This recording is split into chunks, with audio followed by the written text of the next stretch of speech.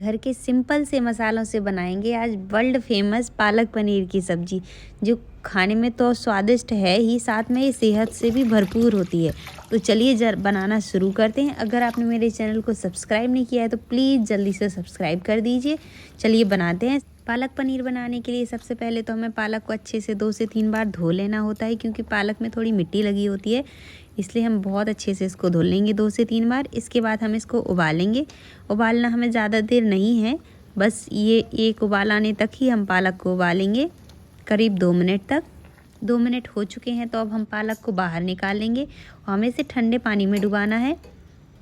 ठंडे पानी में डुबालने से इसकी कुकिंग वहीं रुक जाती है और ये ज़्यादा कुक नहीं होती है, इसके लिए हम इसको ठंडे पानी में निकाल लेते हैं। अब जो भी एक्स्ट्रा पानी है उसको दोनों हाथों से इस तरीके से निचोड़ लेंगे और पालक ग्राइंड होने के लिए रेडी हो चुकी है। तो अब हम इसको एक जार में निकालेंगे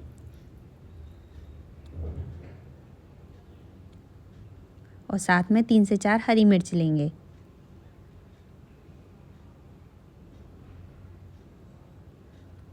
और इसको एक फाइन पेस्ट बनाकर पीस लेंगे। अब हम कढ़ाई में 1 बड़ा चम्मच तेल गरम करेंगे और साथ ही इसमें 2 नॉर्मल साइज़ के बारीक चॉप किए हुए प्याज डालेंगे। प्याज को मीडियम फ्लेम पर गोल्डन ब्राउन होने तक हमें भून लेना है। धीरे धीरे करके हम चलाते भी रहेंगे। साथ में अब हम मसाला भी तैयार कर लेते हैं बाकी।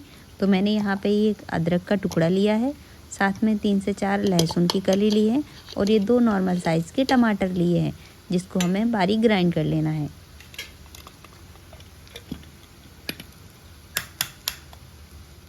पानी ऐड नहीं करेंगे, बिना पानी के ही हम इसे पीस लेंगे। आप देख सकते हैं ये फाइन पेस्ट तैयार हो गया है और हमारे यहाँ पर प्याज भी गोल्डन ब्राउन हो चुकी है। तब हम इसमें जो टमाटर का प्यूरी है वो इसमें ऐड कर देंगे। गैस का फ्लेम मीडियम रखना है और प्यूरी को बहुत अच्छे से हमें भून लेना है।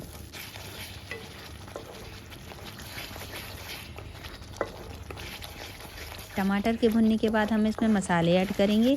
तो आप ये देख सकते हैं ऊपर तेल आ गया है, इसका मतलब ये टमाटर अच्छे से भुन चुके हैं। अब हम इसमें बेसिक मसाले ऐड करेंगे।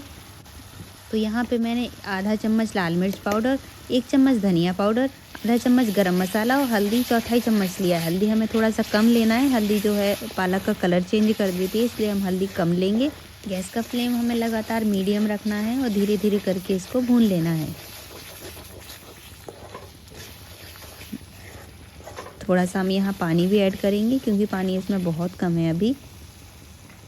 तो आधा कप के करीब हम इसमें पानी ऐड करेंगे और मसाले को 4 से 5 मिनट के लिए अच्छे से भून लेंगे। जब तक इसमें तेल बाहर आ जाता है तब तक भूनना है हमें।